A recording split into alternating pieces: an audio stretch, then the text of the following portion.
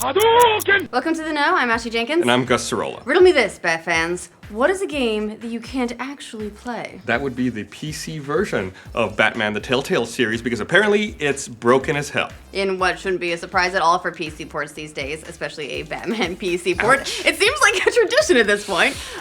Telltale's Batman is totally Jason Todded, according to a sizable portion of its users on Steam. Yeah. Between Suicide Squad's 33% on Rotten Tomatoes and the new release of Batman the Telltale Series, it's not a great week for DC. The PC version of the game is currently sitting at a mixed rating on the platform Steam, with nearly 400 negative reviews and counting just at the time of writing. And the game just came out. It's brand new.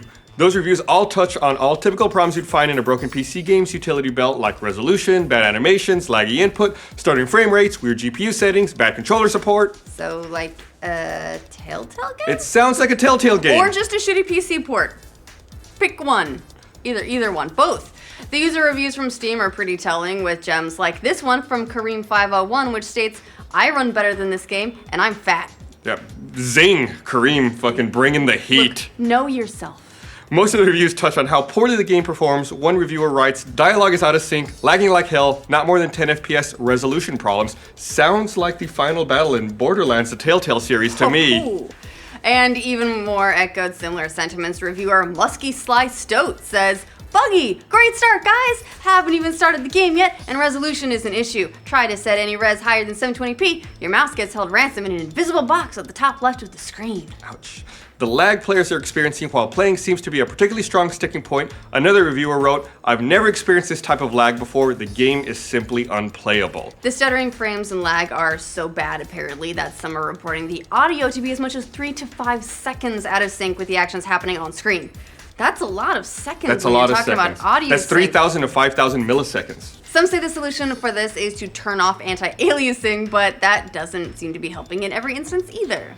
What makes all of these reviews most surprising is that Batman was supposed to be the first of Telltale's games using a new and improved engine, which was exciting for many of us because, they've been leaning on that old one a little bit too long, and that's kind of why we're ribbing them a little bit in this bit. It's, some of that has been expected in some of their previous outings. I mean, some of the previous games, they chugged so bad that I've held off playing a lot of Telltale games that I actually would like to play because I know I'll be frustrated by the technical experience.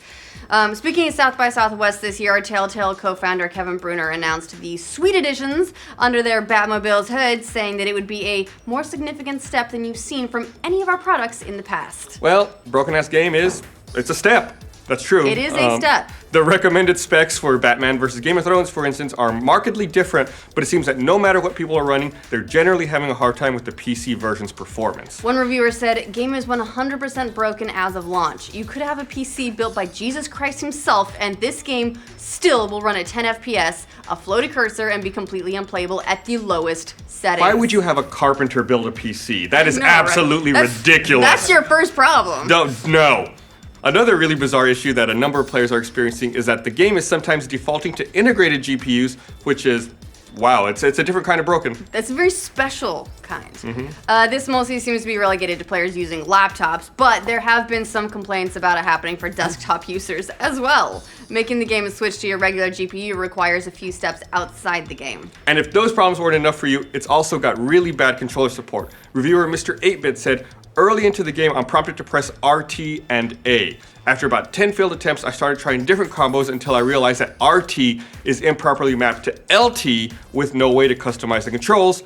But by this point, the immersion was ruined." So it really is a new engine, and we're the testers. At this point, it's become fairly well documented that problematic buggy launches are normally a sign of Telltale games, but this is special, it seems like.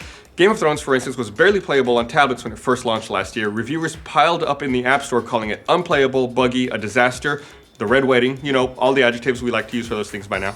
Beyond that, Walking Dead Season 1 had problems with screen freezes and crashes that stopped players from progressing. A lot of users were also unable to connect to Telltale's servers when playing the game on PC. The Xbox 360 version of Wolf Among Us had missing chapters on the retail disc version and even jumped over to Spanish during some conversations. ¿Qué? It's just like Dora, the video game. Tales from the Borderlands barely worked on Nexus 7 Android devices to the point where Telltale told players to find another way to play it. Ooh. And that's just the tip of the batarang. There's also the numerous issues with saves being carried over from one episode or season to the next, which has basically always been a problem for the studio. When you add all that to the loads of players experiencing issues with Batman, you again have to wonder if some of these developers are even testing their PC ports before they launch them, or if they just assume they'll be able to fix the problems easily post-launch. I mean, yeah, I'll get into that in a minute, though. We all know this has happened before with a variety of other games, but this has been a particularly brutal week for superhero PC ports in general. Last week we reported on the release of the remastered versions of Marvel Ultimate Alliance 1 and 2, which went live with a whole host of bugs. Just like Batman, the complaints lodged against Marvel Ultimate Alliance ran the entire gamut of supervillain-esque PC problems. Those ranged from awful controller support, meaning essentially none at all, horrible fixed button mapping, audio issues, missing DLC, and more. What a time to be alive. Fortunately, a patch has just been released to fix most of these issues. Activision also said they'll be releasing the first game's DLC for free, which is a welcome surprise for many players. While the issues with Marvel were resolved and Batman's issues will more than likely be resolved very soon here as well, it kind of sucks that this is the reality for a lot of PC ports. It doesn't take the world's greatest detective to figure out that sooner or later the goodwill of gamers won't be on your side if you keep stiffing them at launch. And I want to say, I do love all these Telltale games. I've played all of them. It's something you gotta kind of grin and bear, it seems like these days. And they're great games, it's just, there's these technical problems that keep popping up. And I feel like the technical problems don't allow the games to live up to their full potential, because you're constantly battling to enjoy the games. They're fun stories, they're fun ideas, I like the potential of all of it, but I'm just over trying to fight a game that I really want to play, and it doesn't want me to play it. We want to love it. I do, yeah. They, I remember Deej, I think from Bungie was saying that with Destiny, it was an interesting stat that in the first day of live play, like once the game was released, it'll see more testing via players than it could ever see in QA, just based on sheer scale. It's true. And that may be kind of what we're encountering here, but it still sucks. Yeah, absolutely. What do you guys think of Telltale's broken take on Batman? Let us know in the comments. For more updates on PC launches that deserve to be locked up in Arkham, like this video and describe the no. It's a channel on YouTube that they really like the color blue and orange, and they talk about shit a lot, like all kinds of crazy shit, and like games, like movies and stuff. Fucking nerds, man. For more updates on PC launches that deserve to be locked up in Arkham, like this video and subscribe to the no. Not more than 10 FPS resolution. I've turned into Sean Connery. One review. Dialogue is out of sync, lagging like hell. Not more than 10 FPS. Resolution problems. And that's just the tip of the batarang. There's also the numerous issues with saves being carried over from one episode. Fucking hell. It's okay, guys. I'm hungry. You're not you when you're hungry. Yeah, I'm not.